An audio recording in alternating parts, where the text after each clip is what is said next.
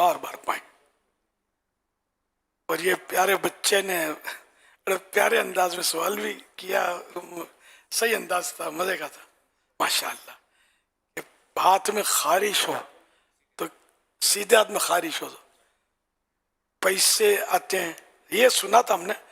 मतलब हाथ में खुजली हो तो मारते हैं, देख इसके हाथ में खुजली हो, जब देखो मार धाड़ करता है।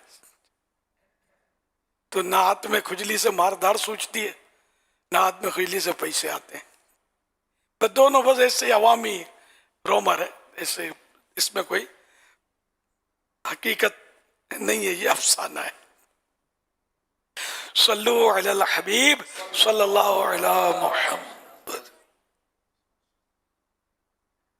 अमीर अहले सुन्नत से सवाल है कि उलमा कराम से सुना है कि मस्जिद में दौड़ना मना है। तो जैसा कि मदीना शरीफ में देखा है कि लोग रियाजुल जन्नह में जगह हासिल करने के लिए, वहाँ पर नवाफिल अदा करने के लिए जब वो लाइन को छोड़ते हैं तो लोग भागते हैं, जिससे आवाज़ वगैरह पैदा होती है और मस्जिद का तकद्दुस भी पामाल होता है। तो ऐसा करना कैसा है? हाँ, हदीस पाक में तो मना है मस्जिद में दौड़ना, नहीं इस तरह मस्जिद में दौड़ना जिससे आवाज़ पैदा हो, जो धमक बोलते हैं, पाँव की धमक, पाँव की धमक, पाँव की आवाज़ पैदा नहीं होनी चाहिए। प्यारे आका आला हजरत इमाम अहले सुन्नत जो वाकई आशिक रसूल थे, ये चलते हुए अपने पंजों पर वजन देते थे मस्जिद में, बड़ा एहतियात करते थे कि ताकि बिल्कुल भी आवाज़ पैदा ना हो। गालिबन पंजों पर, है ना, पंजों पर वजन देते थे ताकि आवाज़ बिल्कुल भी पैदा ना हो। तो लेकिन बस अब और फिर मस्जिद नबवी शरीफ का अदब नहीं करेंगे तो फिर कहाँ का अदब करेंगे? फिर रियाजुल रोज़तुल जन्नह, जन्नत की क्यारी, ये तो ज़ाहिर है कि मस्जिद नबवी शरीफ का भी एक अहम तरीन हिस्सा है। तो फिर सरकार सल्लल्लाहु अलैहि वसल्लम के मुबारक रोज़े के ये करीब तरीन है रियाजुल जन्नह जो है, यहाँ तक कि इसका एक आध सुतून तो अंदर आ गया है, शायद उसमें जुड़ा हुआ है जाली मुबारक से। तो ये कि वो है ना अपने मा बैना कब्री व मिंबरी रौदतुम मिन रियादिल जन्नह। मा बैना कब्री व मिंबरी, मा बैना कब्री व मिंबरी रौज़तुम मिन रियाजिल जन्नह, यानी कि मेरी कब्र और मेरे मिंबर के दरमियान जो जगह है वो जन्नत के बागों में से एक बाग है। रोज़ा माने बाग, रियाज ये रोज़ा की जमा है, बागात। तो अब अवाम इसको रियाजुल जन्ना कहते हैं। तो यूँ मतलब ये कि गलतुल आम है ये, या हो सकता है कि हाँ गलतुल आम है तो फिर गलतुल आम फसीहुन, तो सभी बोलते हैं। रोज़तुल जन्ना बोलेंगे तो कोई समझेगा भी नहीं शायद। तो खैर, तो इसके लिए ये अब ये बस जो मतलब अब कुछ बोलने जैसा है नहीं, जो समझ में आता है वो कानून बन जाता है, कोई हिकमत होगी इनकी।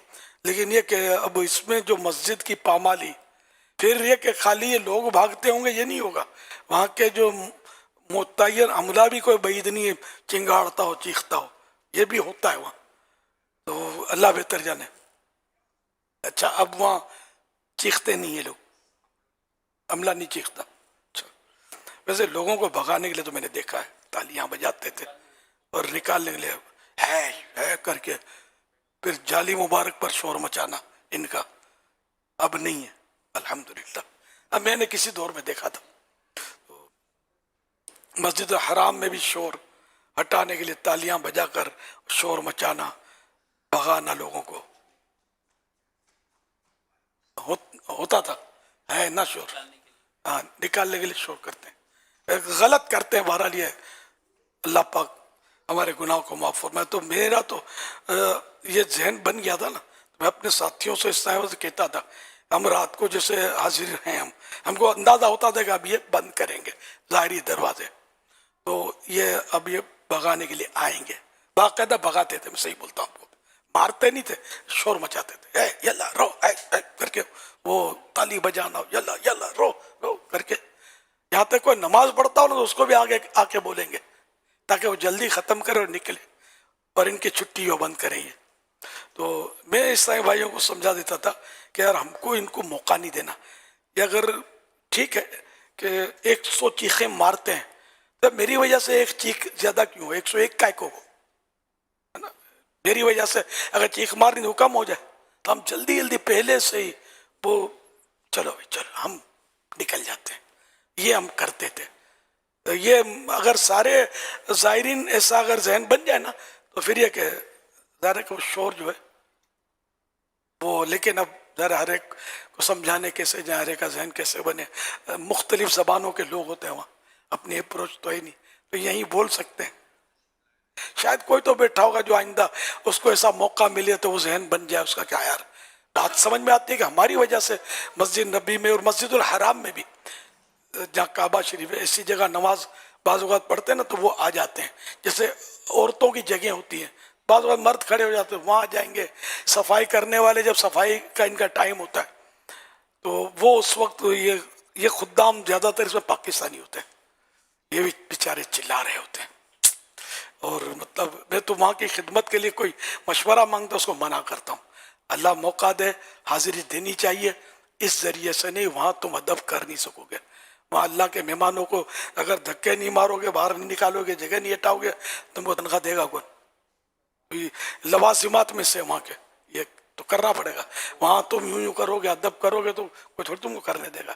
اپنے پیسوں سے جاؤ, خوب ادب کرو, دل جمی کے ساتھ عبادت کرو. کوئی اس طرح بولنے والا نہیں تم کو. اس میں تو وہ کسی کے ماتحت وہ کرنا پڑے گا, سب کرنا پڑتا ہے. اس طرح مطلب وہ حساب کتاب چل رہا ہوتا ہے. جب وہ ٹائم آتا ہے وائپر چلانے کا ان کا تو آزمائش تھی. آپ نے کم دیکھا ہوگا, اب وہ جب یہ صفائی کرنے نکلتے نا وہ یہی کہیں گے کہ ہم اگر یہ نہیں کرتے نا لوگ ہٹتے نہیں ہیں. اچھا چلو اگر ایسا ہے کہ اب نہیں کرتے شور, اب لے جاؤ تو دیکھیں ماہر.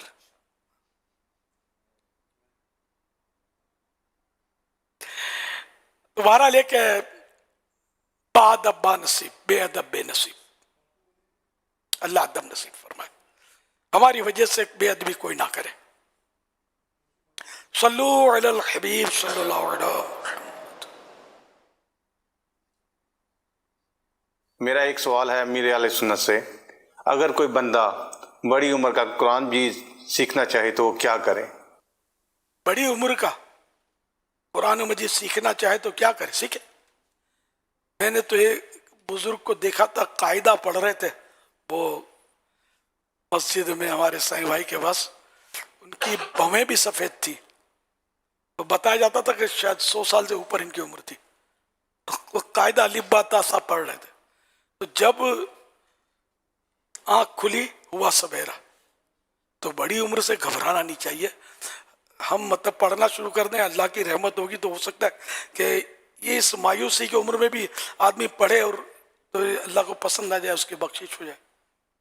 علم دین تو بس وہ حاصل کرنے مطلب آدمی اس کی حرص رکھے.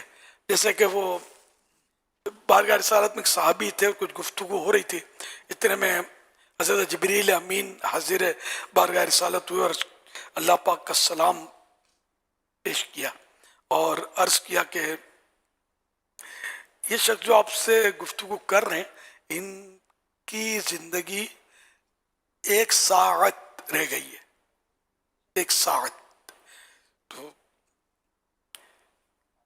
پیارے آقا صلی اللہ علیہ وسلم نے ان کو بتایا کہ تمہارے لیے یہ پیغام آیا ہے جبریل امین.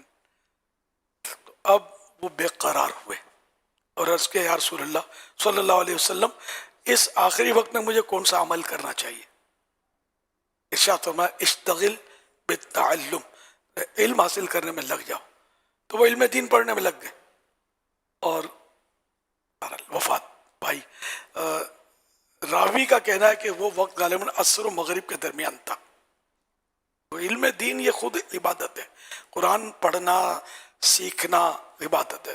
قرآن کریم میں خیرکم من تعلم القرآن وعلمہ, معاف کیجئے, فرمان آخری نبی صلی اللہ علیہ وسلم خیرکم من تعلم القرآن وعلمہ, تم میں بہتر وہ ہے جو خود قرآن سیکھے اور دوسروں کو سکھائے. تو سیکھنے والا بھی بہتر ہے، سکھانے والا بھی بہتر ہے. تو جب بھی قرآن پڑھیں تو وہ یا علم حاصل کریں دین کا، ہر وہ علم جس سے اللہ راضی ہوتا ہے. یہ اس کی فضیلت ہی فضیلت ہے. صلو علی الحبیب صلی صلی اللہ اللہ علیہ محمد. مدرسہ یہ بھی اس میں ہے نا کہ اگر اور کوئی اگر اس وقت ہوتا عمل جو بہتر ہوتا تو سرکار صلی اللہ علیہ وسلم وہ ارشاد فرماتے کہ یعنی علم دین حاصل کرنا سب سے بہتر عمل. جب ایسے الحمدللہ کریم مدرسۃ المدینہ بالغان اور ہمارے جو جامعۃ المدینہ اس میں بڑی عمر کے بھی لوگ جو ہے وہ علم حاصل کرتے ہیں. ایک اسنائب ہے نا وہ میرے خیال سے 60-65 سال عمر ہے اور درس دور حدیث میں امتحان دیا تھا، انہوں نے فیل ہو گئے، پھر انہوں نے دوبارہ اگلے سال امتحان دیا. جو شاگرد روایت میں یہ حصہ ہے کہ اگر کوئی اور شاید راوی کہتے ہیں راوی، یا شرح ہے. اصل سرکار صلی اللہ علیہ وسلم کی کئی روایتیں ایسی ہیں جو یہی کہا جائے گا اس میں کہ یہ بہتر ہے. تو یہ اس فرد کی حیثیت کے مطابق بھی ہوتا تھا کہ اس کے لیے یہ بہتر ہے، اس کے لیے یہ بہتر ہے، تمہارے لیے وہ بہتر ہے، یعنی یہ بھی ہوتا تھا. تو اس لیے وہ ہم مطلقاً ایک روایت سے ہر عبادت سے افضل کسی فعل کو قرار دے نہیں سکتے، اپنے طور پر نہیں دے سکتے. مدنی چینل کے ناظرین، الحمدللہ مدرسۃ المدینہ بالغان یہ دعوت اسلامی کا ایک اہم شعبہ ہے، اور سالانہ ان کی بھی تقسیم اسناد کا سلسلہ ہوتا ہے. جو اس سال میں ناظرہ قرآن پاک مکمل کریں گے تو ان کو